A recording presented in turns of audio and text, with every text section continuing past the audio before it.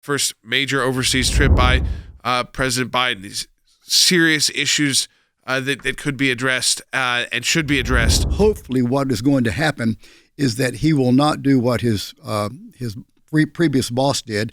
It will not be an apology tour on behalf of the United States of America, and that he will, as he talks with both our adversaries and our allies, that he'll do so from a position of strength. These countries are taking the measure of a new president. Many of these leaders would actually know President Biden. They would have known him from his time in the Senate, but they're now getting to see him as America's commander-in-chief, an individual that can deliver American greatness to support them. And so they're trying to figure out precisely what he's thinking. I hope what they see from President Biden as he moves through his days of visits is they see the resolve, the deterrence model that the Trump administration put in place. But sadly, I fear that they're going to see American weakness. He's going to be meeting today with Prime Minister Johnson. I haven't seen yet any kind of break to a press conference getting later in the evening there. That could happen, though. He's got some time.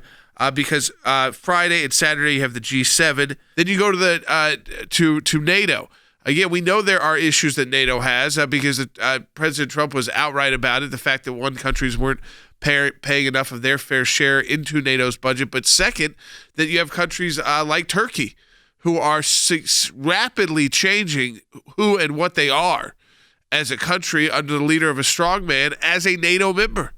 So getting all the benefits of being a NATO member, but on paper, not looking like one. And then you move on, of course, and then it's the highlight of the trip, if you will, of course, for the media, will be the meeting with Putin. The president says that one of the main purposes of the trip is to express solidarity with allies. But I just don't know how you can do that when you're pursuing a renewed deal with Iran, given the current posture in China, and then even the emboldening of Hamas. How does he pull that off? How does he convince allies that they are indeed the focus, given the posture he has in other places of the world? We talk about Europe as a singular entity. With respect to Germany and France, and often the United Kingdom on those issues, on Iran and China, they're frankly closer to where President Biden is than where the Trump administration was. We wanted to impose enormous costs on the Iranian regime and stay out of a nuclear deal that was going to put Americans at risk. Those countries are all putting pressure and have been putting pressure on the United States to rejoin that fatally flawed deal. But other Europeans understand that Iranian assassination campaigns, Iranian terror, the attacks on Israel from Hamas funded by Iran, that those are things that are bad for them.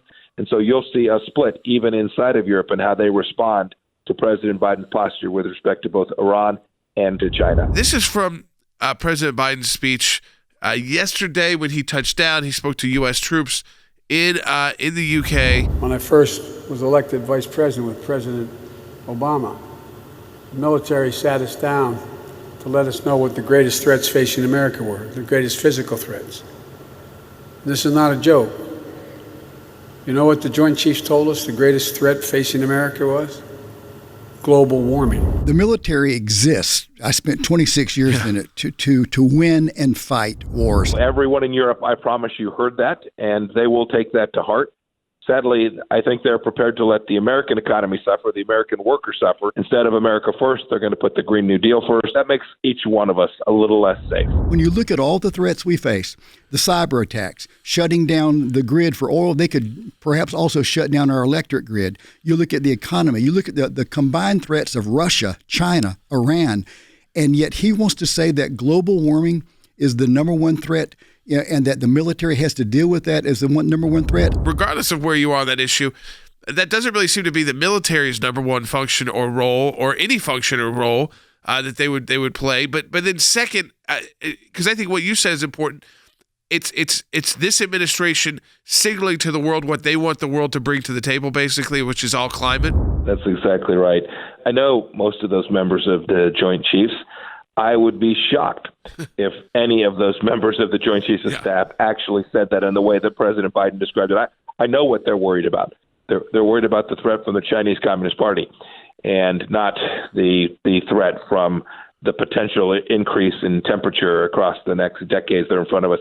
They take that seriously. They want to make sure we deal with that as well. But the threat that they work on and focus on every day is the proper role for the military. And that, of course, is to make sure we're secure from the threats abroad, the real military threats that other nations pose to us. The statement's already being made, casting down. I mean, Secretary Pompeo said it. We said the segment before. who on the Joint Chiefs told President Biden that global warming is the number one threat that the military needs to encounter and it needs to face? And it just doesn't make sense. It doesn't add up.